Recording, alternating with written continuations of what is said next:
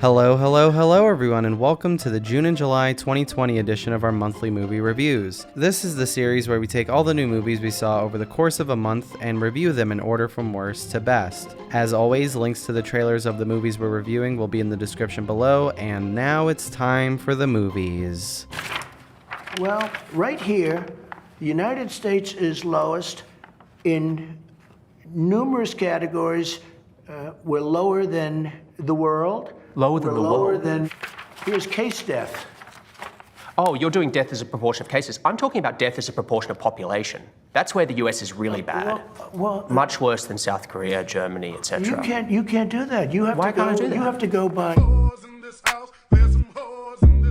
Okay, so you already know that this is the first movie being talked about, so obviously it's bad. It's the worst movie of June and July. I'm not mincing words here. How do you manage to make a movie this stupid? How do people getting paid an exponential amount of money manage to make a movie that is just a 90-minute first act? How is it possible that a studio and a filmmaker who is so accustomed to the 3-act structure managed to fuck up the 3-act structure? How is that possible? I've never seen a movie in my entire life that was as obsessed with their titular character's name as Artemis Fowl is with the name Artemis Fowl. As a fantasy film, the world felt unimaginative and hollow and derivative of so many things. Josh Gad's narration and the framing device he's in is lazy, awful, annoying. I don't have enough time to come up with adjectives to describe it. Okay, this doesn't deserve any more time for me. It's feeding time. And I'm giving bad, dumb, stupid name a 1 out of 10. This movie is so ridiculous. I can't believe this was going to go to theaters. This movie should have been put on Cartoon Network or something. What does Disney own? The Disney Channel? High key. This movie was so stupid. It is so heavily unfocused and plot points just jump around constantly. It is so hard to keep track of what is going on. The film tries to world build, but we can't even get a feel for what this world really is even about. It is really strange. And oh my goodness, the final act of this movie is 50 minutes long and takes place in a house or some shit, and it's insane. I really could not believe it. I'm giving this movie a 2 out of 10 because Judi Dench does a Batman impression the entire film, and it is insane and low-key worth you checking out.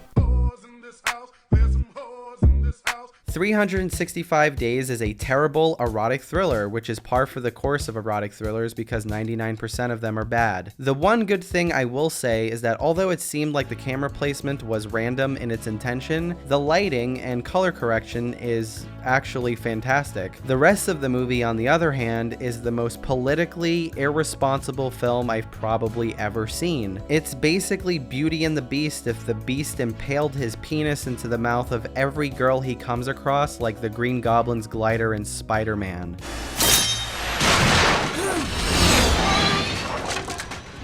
Oh. The music choices are terrible. Not just the actual selections of the songs, but the songs actively derail the tone of the film, and it seems like that was not the intention at all. Instead of making the scene cooler or sexier or cooler, it comes off as corny, hilarious, and corny. The song that plays at the end of the film sounds like they temp scored with the Inception theme, and they just reworked the instrumentation as if people wouldn't notice. But I am people, and I noticed. The tone issues I previously mentioned dovetail with the obvious framing issues the film has. Not aesthetic framing, but character and story framing. Like, the initial kidnapping is framed as not good for the girl, but at the same time it's fetishistic and there's an air of, she's saying no, but really she's saying yes. Which is wrong and bad. The club scenes are some of the most poorly sound designed club scenes I've ever seen. I can't believe that The Social Network has been out for nearly a decade and people still don't know how to direct club scenes. If you want to see a male and female director combo try to set back the women's movement by about 365 years, then go right ahead, and I'm giving 365 Days a 2 out of 10. The Fatal Affair is a knockoff of Fatal Attraction. It even has the same poster. I wonder why. Here is another bad thriller like 365 Days, but in this case, Fatal Affair is pretty unintentionally hilarious. Omar Epps plays an obsessive hacker because topical, and whenever he's using the computer, he uses it like a boomer. Every person around the two leading roles don't feel like characters, they just feel like devices for the plot. And when you realize that, a lot of the plot points become extremely predictable, and since this film is unintentionally hilarious, if you get a plot point right that you predicted, it makes the movie even more funny because it's like, wow, I guess, why am I so ahead of the plot right now? It's good. Lastly, when are white cinematographers going to learn how to light black faces? I've been talking about this for at least a year. Can it happen? Can we have like an overhaul on this idea, please? And I'm giving Fatal Affair a 2 out of 10. This movie is freaking stupid, but it was a super funny hate watch. I think every time Omar Epps does literally anything, I was laughing. I didn't really take it too seriously and had one of the best times watching it. It is stupid and predictable, but kind of worth a hate watch for real. It's a nice date movie to just laugh at, and I think you and your significant other should check it out. Oh, also, this movie really tried its hardest to be an artistic piece of Le Cinema. There are shots throughout the movie that you can tell were well thought out and intentionally put to make the movie look like it was an actual film. It didn't work because the story was terrible, but it is worth noting because it is funny. Okay, yeah, a 2 out of 10. The Last Days of American Crime was directed by Olivier Megaton. Before I watched this film, I noticed that it was 2.5 hours long. As I'm writing this, I'm 19 minutes into the film, and I've decided I'm not finishing this. Cliche after cliche. Bad music choices, awful narration. As I'm writing this, I'm watching one of the worst love scenes of the entire year. The cinematography leaves a lot to be desired. What the film is telling you how the world is and how the world is presented visually in the film is not consistent with each other. There are so many things that don't make any sense. It feels like a big dumb action movie Sylvester Stallone would have done like 30 years ago when the culture around crime was radically different. Although I'm at the point where Michael Pitt's character has been introduced, I sadly don't care anymore. I rarely stop watching movies once I've started them, and if there's a movie that I'm reviewing that I never finished, I tell you, and it's only happened like 1 or 2 times before this, but this is one of those times, and I'm giving The Last Days of American Crime a 3 out of 10. Wow, you know how I said it's rare that I stop watching movies I've already started? Well, this month is really proving me wrong. 3 out of 10. We did it. I cannot believe we did it, but we are here. With everything going on in this world and theaters being closed, this film became my most anticipated film of the summer, and it did not disappoint. The Kissing Booth 2 is high-key just as freaking stupid and annoying as the first, if not even more so, but this movie actually tries to be a film, with like an actual conflict, an actual character development, and actual storytelling. Oh my god. I always say that the first one is the best hate watch film can bring to the table because it is just so hilarious. This one takes a low-key, more serious route, and it kind of ruins the fun. Every single character in this movie is a toxic piece of shit, except for Rachel. She is a queen and she does not deserve anything that happens to her. If I were her, I would leave Lee so fast. Oh hell no. Anyway, this movie is not as great a hate watch as the first movie, but it is actually watchable and has a predictably awful plot, even if they do try to make it more than what it is. I really just can't wait for the third film. I think you should put your phone down for 4 hours and just watch these movies for real. Don't take it seriously at all. Just sit down, watch, and laugh at how incredibly ridiculous this shit is. It really is a treat. I'm giving The Kissing Booth 2 a 4 out of 10. The Kissing Booth 2 is the sequel to The Kissing Booth. I don't think I talked about the first movie on this channel, but if you've seen it, you won't be surprised when I say I think it's a 1 out of 10. I absolutely hated it. It was dumb. It has exited my mind ever since I saw it. And the second movie is just as bad. Sure, there are attempts at trying to be a real movie, but those attempts aren't anything groundbreaking, and everything else surrounding the presentation is still brainless. The narration stinks. Man, like every trepidation I've ever had toward narration is exemplified in this film. We're being told these things and there's no effort made to make me care about any of the things she's talking about. It's just an information dump. It's like they put no effort at all. The dialogue sounds like an old man wrote it, but I was wrong because actually 2 old men wrote it. This is a Netflix original film, so you should already know that the music is horrendous. The intercom sequence is one of the worst things I've seen all year. I hate the way this movie depicts being a senior in high school. I hate the way this movie depicts romance. I hate the way this movie depicts just about everything it tries to do. Whatever. The Kissing Booth 2 is twice as good as the first film, and I'm giving The Kissing Booth 2 a 2 out of 10. You Should Have Left is right. I Should Have Left. You Should Have Left is the latest film adapted and directed by David Koepp. He's most known as a screenwriter, his notable credits being Death Becomes Her, Jurassic Park, Carlito's Way, Mission Impossible, Panic Room, Spider-Man, Indiana Jones and the Kingdom of the Crystal Skull, and Mummy 2017. He's directed some films that have gotten critical praise and others that have gotten mixed reviews, but the biggest stain on his record as a director was 2015's Mordecai, which was pretty much universally shit on. You Should Have Left is also bad. As a horror thriller, it does none of those things. As a story, it's not original or compelling. Every time this movie tries to do something exciting, it lands like a mortar that turns out to be a dud. Sure, Kevin Bacon is trying and you can tell he cares about the material, but that's not enough to make a good movie. And I'm giving You Should Have Left a 3 out of 10.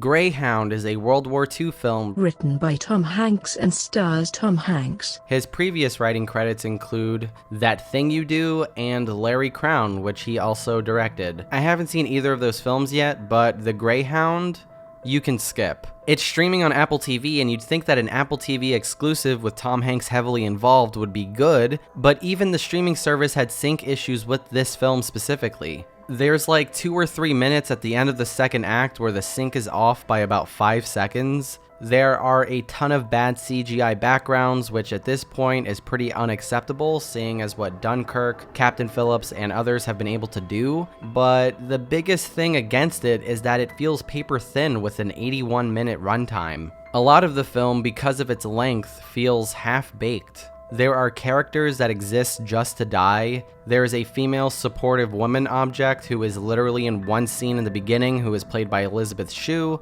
and you totally forget about her character as soon as the scene ends, and she really doesn't have a meaningful impact on the plot or Tom Hanks' nothing silent good guy character other than, I have this woman at home that the audience doesn't really know or care about. It's just lazy. When I saw this trailer in theaters back when theaters were a thing, I immediately thought, why was this being made? It looks empty and dumb, and the movie unfortunately does not answer that question, and I'm giving Greyhound a 4 out of 10. Okay, give me a second. Eurovision Song Contest, The Story of Fire Saga, is a crackhead film. This movie sure is shot well at times, and I will admit I laughed really hard at this one super dark joke, but the songs are high-key unintelligible, and the story is so generic. This movie was a waste of freaking time, but hey, it's a film that was released. I really do miss the movies though. Okay, I'm kinda getting off topic, but this movie is a 4 out of 10. I can't wait to give its sequel a 4 out of 10. Eurovision Song Contest, The Story of Fire Saga is a music comedy about an Icelandic duo played by Will Ferrell and Rachel McAdams, who try to win the Eurovision Song Contest. This movie has its moments. Rachel McAdams is without a doubt amazing in this film, even though sometimes her accent is inconsistent and she lip syncs pretty obviously. There is a gay joke in this film that is the best gay joke I've seen in a long time that actually wasn't homophobic. There's a nice callback to Pierce Brosnan's role in Mamma Mia with the usage of Waterloo by ABBA in the beginning, but that's where my praise ends. Pierce Brosnan's accent is awful, The title cards are all bad. There's a live sing-along in the vein of those underground competitions that happened in the Pitch Perfect trilogy, but most of the vocals in this film are auto-tuned, but they're not using microphones, they're singing a cappella. Why are the vocals in your movie auto-tuned when there's no microphone or it does not make sense. There are plot points that would be solved with a cell phone, but I guess cell phones don't exist in 2020. In the final song, they play a song off script and Will Ferrell is on piano, but all of a sudden there's like a drum beat and cymbals and strings as the song progresses, but the song is playing off script, so there's no way the production would know how to add additional music. It doesn't make any sense. There's so many musical things in this movie that don't make any sense, and it pulls me out of the movie and it gets me really upset, even though I'm trying to enjoy the movie because I was enjoying the movie sometimes. Anyway, I would say go into this for Rachel McAdams and you should have a good time, hopefully, if you don't see the glaring issues with the movie. And I'm giving Eurovision long title a 5 out of 10. Irresistible is the second film directed by Jon Stewart, probably the most influential political commentator of the last 25 years. His first film, Rosewater, I haven't seen yet, but it got a pretty okay reception. Irresistible has gotten mixed reviews, and I'm in agreement with that feeling. The visual presentation is pretty okay. I liked the aspect ratio usage, and I think it added a lot to the film visually for me. Rose Byrne is the best part about this movie. She gives a loud, gaudy performance, which I missed every time she wasn't in a scene. But I think the thing that hurts Irresistible the most is that it's painfully unsubtle. Sure, I like my subtlety. I even like my unsubtlety. Darren Aronofsky is my favorite director. But this movie often feels like an episode of The Daily Show, even to the point where at the end of the credits, Jon Stewart is literally talking to someone from the FEC, and you can hear him basically spell out why he made the movie, when he had already done that with his characters at least 30 times prior to that. Sure, I agree with the politics, but damn, Parasite said most of what this movie is trying to say, but smarter. And I'm giving Irresistible a 5 out of 10. The Old Guard was not terrible, it was actually pretty good. Oh man, I couldn't believe it. It was not particularly well crafted, but the action sequences and the story were engaging, and I was really in love with every performance in the movie. Even the shitty villain. I felt that he fit this perfect B-movie quota, and it was interesting to watch him. The story Charlize told about her friend was insane. Thinking about someone dying over and over in the ocean by drowning was crazy, and my jaw dropped. This movie is a little long, but it is a super nice distraction to everything happening. A fun, guilty pleasure. I'm giving The Old Guard a 6 out of 10. The Old Guard is the latest action movie starring Charlize Theron. She's been no stranger to the genre throughout her career, but ever since Mad Max Fury Road, she's been more active in the genre. The most notable entry so far has been 2017's Atomic Blonde, which had some cool fight scenes every once in a while, but it looked and felt like Only God Forgives in that it used neon lights and it was incredibly boring. The Old Guard, on the other hand, isn't boring, but it's really dumb. There are some dumb little things, dumb aesthetic choices, and dumb framing decisions. We get location title cards which are unnecessary because either the dialogue explains where they are or where they're going. This is a Netflix original film, so again, terrible music. The song that plays during the church fight is embarrassing. The musical transitions between scenes are god-awful. There are so many cringy lyrics blasting in your ear that ruin the action scenes no matter how cool they may have been framed. You'll be watching the movie and instead of being impressed by Charlize Theron doing her own stunts, you're annoyed at the bad songs that are blasting your eardrums apart. And the framing problem that I had that made me upset is the bad guy. I'm really tired of seeing movies where bad guys are scientists. It gets me so infuriated. Like, people in Hollywood wonder why people won't wear masks, yet they're producing movies that have science as the bad guy for the last 2 decades. Where is the self-awareness? I don't understand. The Old Guard is fine. If you want to kill 2 hours, you could do worse, and I'm giving The Old Guard a 5 out of 10.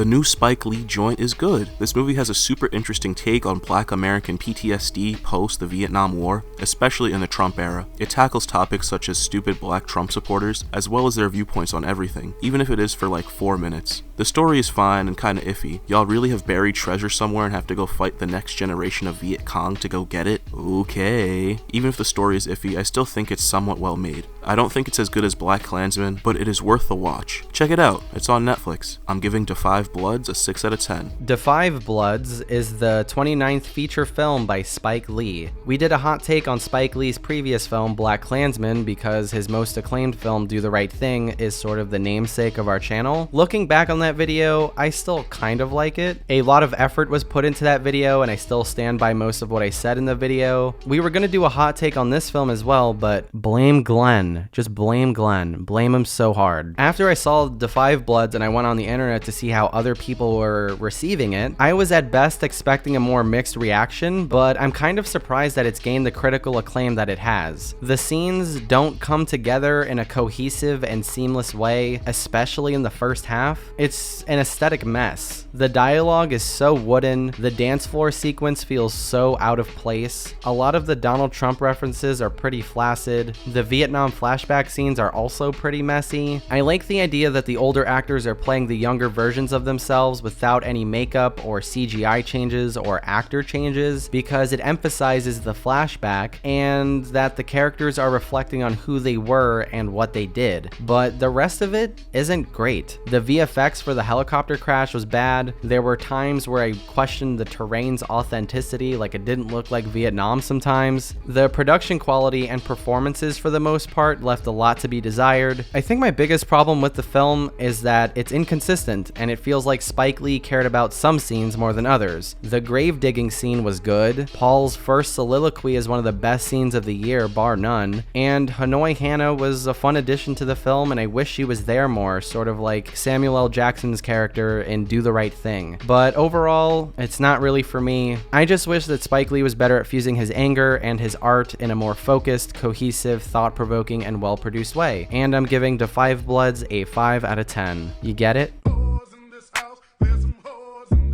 Spelling the Dream is a documentary about the phenomenon that is the presence of Indian people and the Scripps National Spelling Bee. I saw this right after seeing Aquila and the Bee for the first time, so I was sort of in a spelling bee kick, and it was pretty insightful. I haven't seen the film Spellbound, which is sort of the spelling bee documentary, which even gets referenced in this film, so I don't have a whole lot in terms of knowledge about the spelling bee or spelling bee documentary cinema, but I enjoyed Spelling the Dream. It's not particularly well shot or amazingly edited or anything, but I think it accomplishes its goal of removing the stereotypes and educating the viewer on why spelling bees look the way they do now in terms of racial representation. Also, these kids are spelling wizards, and seeing the spectrum of age differences between these kids was interesting too. There's a child in the doc who's barely 5 years old and he can spell words I've never even heard of. It was nice to feel dumber in a good way for about 90 minutes, and I would encourage you all to do the same, and I'm giving Spelling the Dream a 6 out of 10. Black is King is a visual album directed by Beyonce Knowles Carter and many other collaborators. This is the third entry to what I'm calling Beyonce's Black Excellence saga. I'm calling it a saga instead of a trilogy because it seems like this is going to be Beyonce's aesthetic for the foreseeable future. Her first entry, The Carters, a collaborative album with Jay-Z, was not good. It felt like the equivalent of this.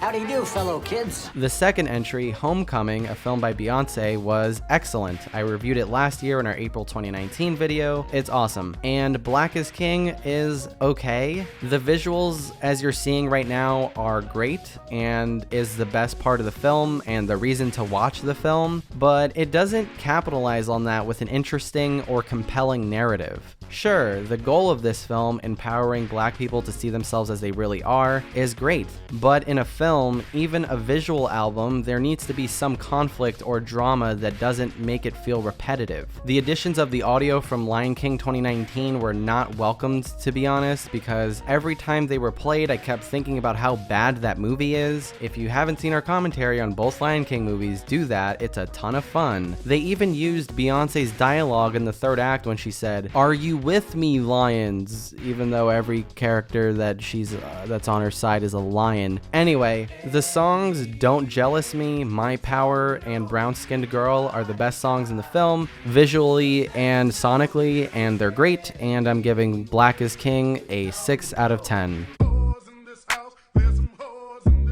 John Lewis, Good Trouble is a very timely documentary about the civil rights icon and congressman John Lewis. It is quite the coincidence that the film about his life story, activism, and career were released a month or two prior to his death. The best thing about the film is that if you were born in a time where you weren't taught about him, or you don't live in his state or district, then you can learn about his impact on politics, voting, and America as a whole through this documentary. Unfortunately, the film is paint by numbers and really slim. It feels like I got the Cliff Notes instead of reading a book. It's shot pretty well, and there's some parts that may make you emotional, but you'd think that an extraordinary man would be deserving of an extraordinary documentary, but that's not the case here, and I'm giving John Lewis, Good Trouble a 6 out of 10.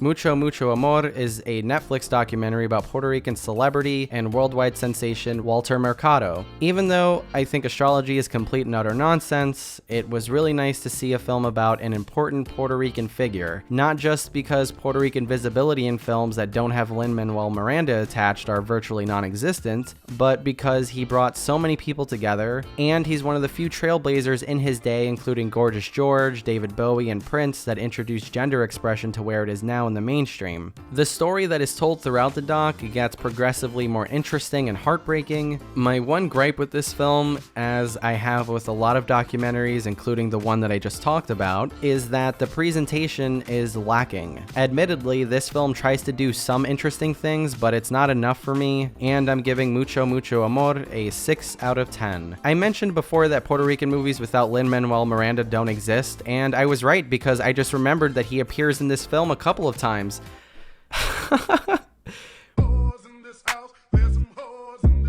7500 is a Joseph Gordon-Levitt vehicle about a German airliner that gets hijacked by Islamic terrorists. I really liked the beginning of this film. The world building of the crew, showing a history between them and establishing which characters are more familiar with the others, and watching the step-by-step procedure of takeoff was really compelling and fun to watch. I think it's because the film doesn't have a score, and sonically we're being carried through by the hum of the room, the engines, the clicking of buttons, and the procedural dialogue. It makes the film feel more grounded and gives extra importance to the action, especially later in the film when the plane descends in altitude. Another thing I think this film does well is sticking to Joseph Gordon-Levitt's POV. In other movies of this kind, we can get a wandering camera where the camera leaves the cockpit so we get reaction shots of the terrorists, or the passengers, or other authorities communicating with the pilots over the radio. But here, we get none of that, and it adds so much more to the experience, even when some of the plot points feel inevitable or predictable depending on how invested you are. Some of you might be wondering what the utility in making a plane hijacking movie with Islamic terrorists is in 2020, and honestly, I was wondering the same thing. It gave me some things to still think about when it came to that subject because Europe's exposure to Islamic terrorism has been different to America's, since they're geographically closest to the Middle East, and the onslaught of drone strikes, civilian killings, and war crimes have not really stopped at all in the last 20 years, so maybe the fear of those actions radicalizing more people was the catalyst of making this film? I don't know. I think there's a spectrum of personalities and moods presented in the film, and it's a film that would definitely draw more controversy and conversation if more people saw it. In conclusion, it has some great uses of filmmaking, but it doesn't do anything more than that for me, and I'm giving 7500 a 6 out of 10. Palm Springs is Groundhog Day, but more fun.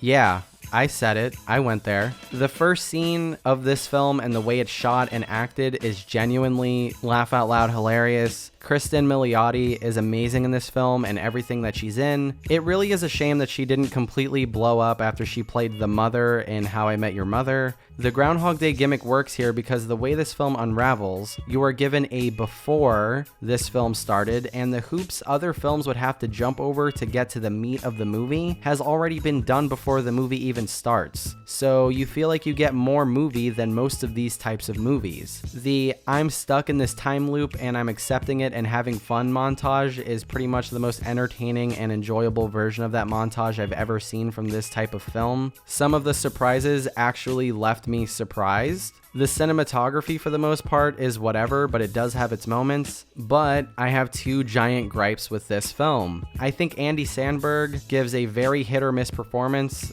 and he's the lead, so that's not a good thing. As long as we're not in a heavily emotional scene, it's fine. But as soon as we get there, the film begins to fall apart right in front of your eyes. My second gripe is that the leitmotif that is played 2 times in this movie during the intimate scenes is literally copied from Arcade Fire's score of Her. Here, I'll play them side by side, and the only thing you'll hear missing is the rest of the melody, and the pitch of the songs are different, and they were obviously recorded using different types of piano sounds, but the melody I instantly noticed was from Her. It's literally from Her.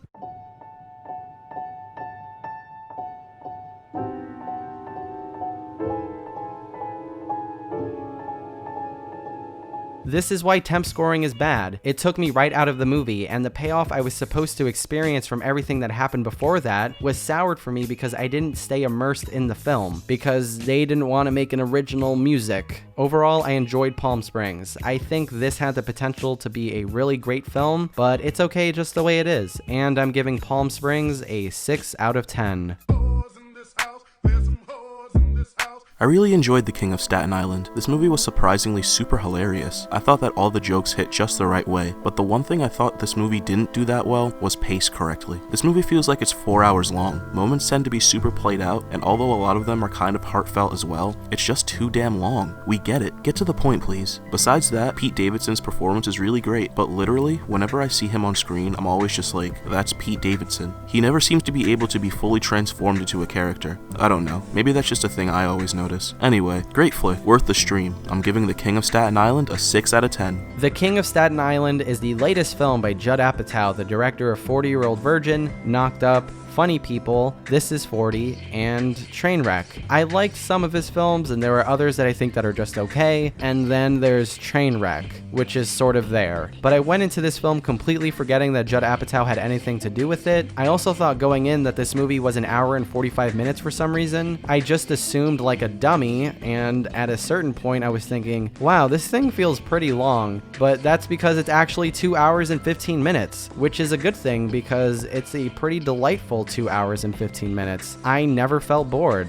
Actually, this film is pretty dense. There's a lot of plot lines and characters and ideas put into this film, and it feels pretty cohesive and engaging. I felt myself getting emotional for the characters and relating and wanting to stay in the world longer just to see what happens next. Belle Powley and Bill Burr give the best performances in the movie. Machine Gun Kelly has one scene in a tattoo shop, and he's better in this than he was in Big Time Adolescence. Honestly, he should just stick to acting and not trying to out-rap Eminem. That would be great if he did that. Pete Davidson carries the film pretty well, and he should since he's so close to the material, as he lived through what inspired the film and he co-wrote and executive produced it. My biggest complaint about The King of Staten Island is that the camera is there. It's just there. Other than that, I think this is Judd Apatow's best film. Saying that, you might think that's crazy, but if you actually look at his filmography, he hasn't directed that many films, and he hasn't directed that many good films. It's along the lines of Funny People, where it's mostly a dark comedy, but in The King of Staten Island, the performances and story are so much more emotionally resonant, even when the characters are acting irrational because you understand why they are the way that they are. If this is a sign of things to come for Judd Apatow, I'm fully on board, and I'm giving The King of Staten Island a 7 out of 10.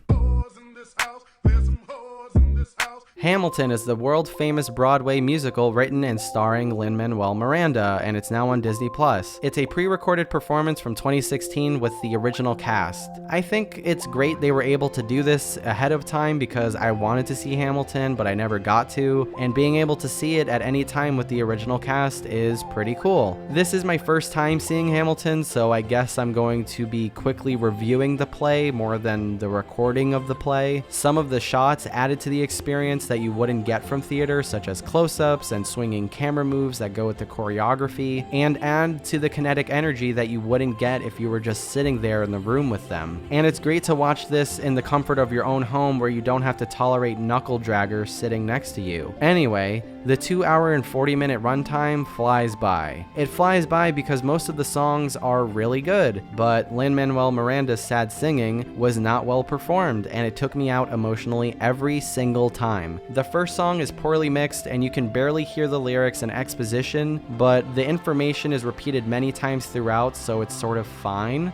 The original cast has so many people from recent movies that I love, like Blind Spotting, Waves, and A Star Is Born, so that was fun for me. Hamilton is a fun play. I think the end isn't as emotional because of what I just mentioned about Miranda's sad singing, but as someone who isn't actively seeking out musical theater, I found it to be a good time. If you want to be in the room where it happened, you get it, then check it out on Disney Plus if you haven't already, and I'm giving Hamilton a 7 out of 10. Father, Soldier, Son is a documentary about a military family in upstate New York over the course of the last 9 years. It shows actual military life and it doesn't glamorize it no matter how hard its subject tries to. It documents the impact of trauma and how those traumatic events can separate people who are more related than they seem. It exposes toxic masculinity and its many forms, whether it's projected onto others or yourself, and the film tries to show that as objectively as a human being filming this can possibly do it, which is just by showing you. I'm very glad we didn't learn about the politics of the family because I'm 100% positive that if that was the case, it would have been harder to relate and there would have been barriers built between many audience members and the subjects of the film. I can see in my head right now people losing empathy for these people in the situations that they've had because they were dumb enough to vote for a certain person. For me, this documentary wasn't eye-opening and it didn't tell me anything I didn't already know, but on the other hand, it's still an emotional experience and it's tragic that this story is as common as it is. I would highly recommend you see this documentary. I'm sure you'll shed a tear or two, and I'm giving Father, Soldier, Son a 7 out of 10. Shirley is surely an insane experience. Elizabeth Moss, our Scientology queen, gives another outstanding performance and tops her turn in Invisible Man. Michael Stuhlbarg plays against type and also plays type at the same time, and he's delightful as always. Odessa Young's transformation carries you throughout the film and is the most accessible part of it. The rest of the movie is disorienting on every level imaginable. Secondary colors dominate the color palette and give off a sickly look. The cinematography is just as maddening as Elizabeth Moss's character. It switches on a dime from being on a tripod to floating across the room to violently swinging on handheld. The sound design and the score have the same sort of philosophy of execution as the cinematography, and again, because of those elements coming together, it makes a relentlessly disorienting experience. It's not a Gaspar Noé movie by any means, but it's a challenging watch. The other thing I appreciate about Shirley is that it takes the often trite subgenre of 50s housewife drama and makes it feel refreshing, although I'm sure this film is borrowing aesthetically from films that precede it. I liked the film a lot, obviously, because we're at this point in the video, but I don't know how much I liked it. I don't know if I'm going to be watching this movie again, but I do know that Josephine Decker is a director that I will be paying attention to whenever she comes out with her next film, and I'm giving Shirley a 7 out of 10.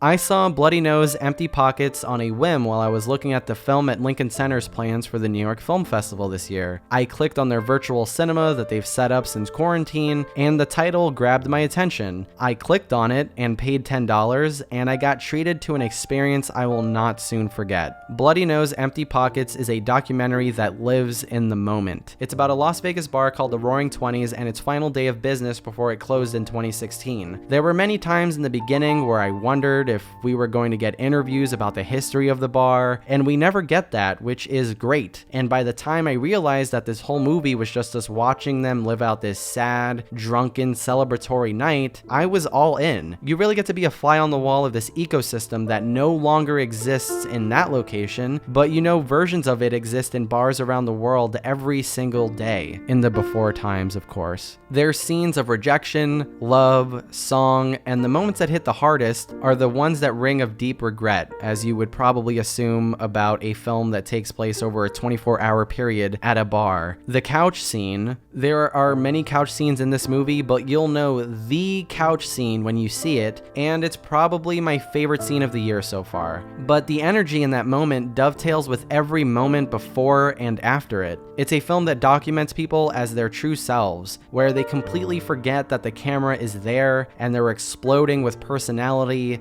love, and desperation. It's a film that creeps up on you, and by the time that the film is over, you don't want the bar to close either. I mean it when I say that this is the most human movie I've seen all year, and I'm giving Bloody Nose, Empty Pockets, an 8 out of 10.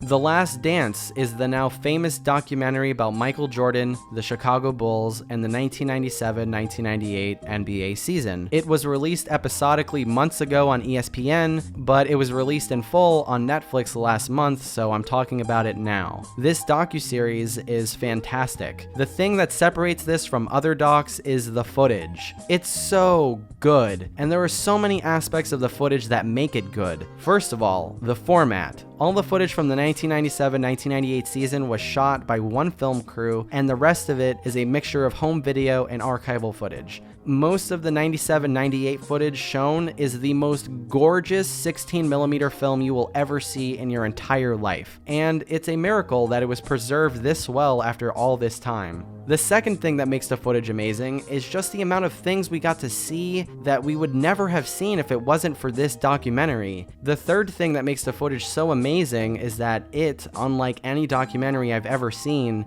feels like a time machine. Like every episode I watched, I felt like I was being transported to another time. There's been some controversy around The Last Dance that it paints Michael Jordan in a different light, which is fine. Nobody is flawless, and expecting Michael Jordan to be flawless is a psychotic mindset. Also, Scottie Pippen, according to what I read, felt like he was misrepresented a couple of times, but I agreed with pretty much everything he did and said in regards to all of his grievances that were presented in the series, so maybe it's just an insecurity thing, I don't know. Anyway, besides them, you get a clearer understanding of what happened in that time, you get to know people involved better than how the media portrayed them, and you get to see something unfold that was a once-in-a-lifetime event, and you get to have that while seeing it unfold live right in front of you. The Last Dance is the best thing I've seen all year. I don't think anything that's come out this year has the amount of power and scope that The Last Dance has, while also being well structured and digestible. My only gripe with this series is that I thought the last song that played at the end of the final episode was really stupid and dumb, and had nothing to do aesthetically with the rest of the series, and it really deflated the final moments of the series. But that's it. The intro that's played at the beginning of every episode is great, and I never skipped it, and episode 9 is a tearjerker, and it made me so sad. The Last Dance is incredible, and I'll probably watch it again at some point, and I'm giving The Last Dance a 9 out of 10. If you enjoyed this video, hit the like button. If you agree or disagree, tell us in the comments. Subscribe if you haven't already. Share with your friends. Do all the things. The Matrix video is coming soon, I swear. I just got a new computer, as you probably saw on Instagram. If you follow us on Instagram, the Instagram is in the description. But my hard drives died, and had a whole issue, and some of the Matrix stuff was on there, and having to recover and do all that. I was getting real close, and other things happened that made me really upset. I'm getting so close to finishing this video, and I should have just not procrastinated, and it's my fault. Anyway, the links to the trailers of the movies we reviewed are in the description below. Don't forget. Okay, bye-bye.